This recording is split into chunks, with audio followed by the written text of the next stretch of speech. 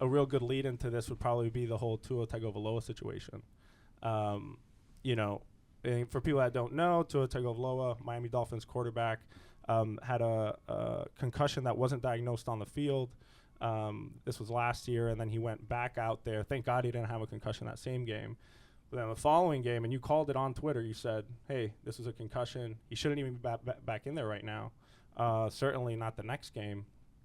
Sure enough, he went back out there, had another concussion, and, you know, the visual was, I think, super striking, right? And throughout all society, everyone saw, you know, Tua on his back in that decorticate posturing, which is always super scary and a sign of a brain injury, right? Super serious.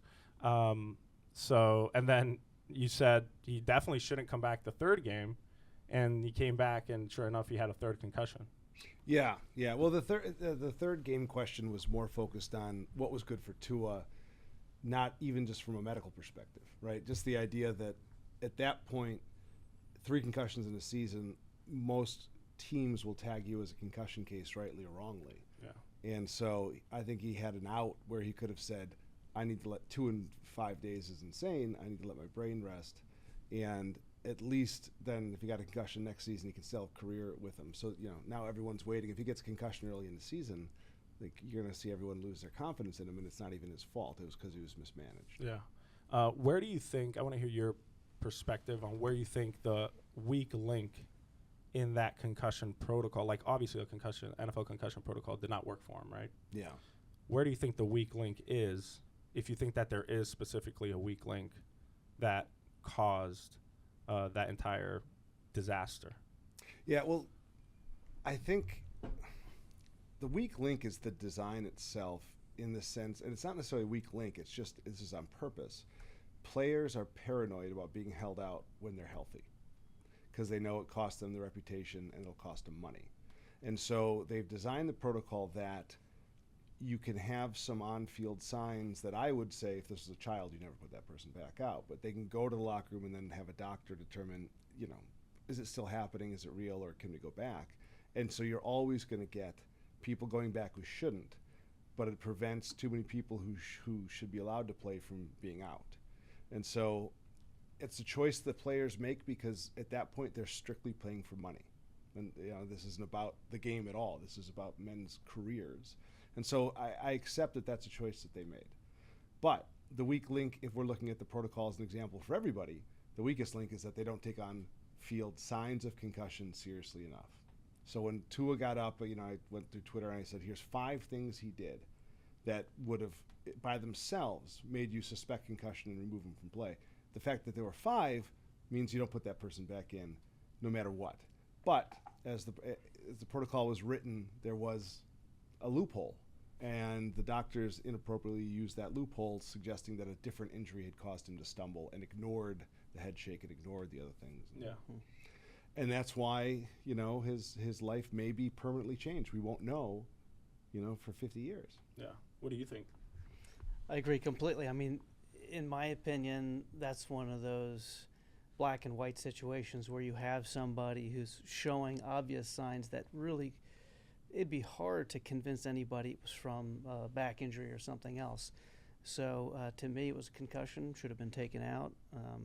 Weak link, you know, I don't know the protocol well enough and the incentive structure well enough to know, but I can make some guesses. And I think at the end of the day, you know, he should have been in the protocol. He should have been out for the 7 to 10 days that it takes to kind of clearly move through and become asymptomatic or stable, and then, you know, see how he does back in the game. Yeah, and what's super surprising is, you know, the independent neurotrauma consultant, right? This is something that was implemented relatively recently by the NFL, and it's supposed to be to avoid these circumstances, right? If there's any sort of influence, especially coming from a star player like Tua, you know, on the team doctor, right? This is a relationship that you're going to have to continue. Having an independent neurotrauma consultant to step in and say he needs to be out, regardless of what he's saying. We know what we saw. He needs to be out. Yeah. What do you think? I agree that in that situation they made a mistake, but I also accept that there will be mistakes made by human beings in clinical evaluations, right? So I think the probably the biggest takeaway from this is that there's a massive cultural problem that still exists in football, in the sense that those concussion signs happen in front of everybody. Everybody works at the Dolphins, every coach, every other player, and every medical person on staff. And the fact that nobody, like when he started coming back out, said, whoa, whoa, whoa, like, even if you don't think you had a concussion, you can't be certain. And why would we risk our franchise on the last quarter of this game? Why not see if delayed symptoms come out? Let's give them a day.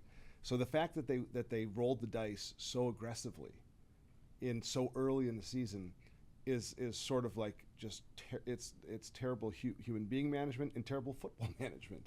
And so it's a sign that everybody still thinks concussions are nothing. Yeah. Even if it was his lower back. Yeah. The stumble afterwards suggested some either imbalance centrally or lower extremity weakness from a spine, stunning or compression or something like that. So to me, it was off enough that I would have. What's really surprising is that they already didn't have ataxia or some sort of medical terminology that defines imbalance. They did. They just changed the word to ataxia. They had gross motor instability. Okay.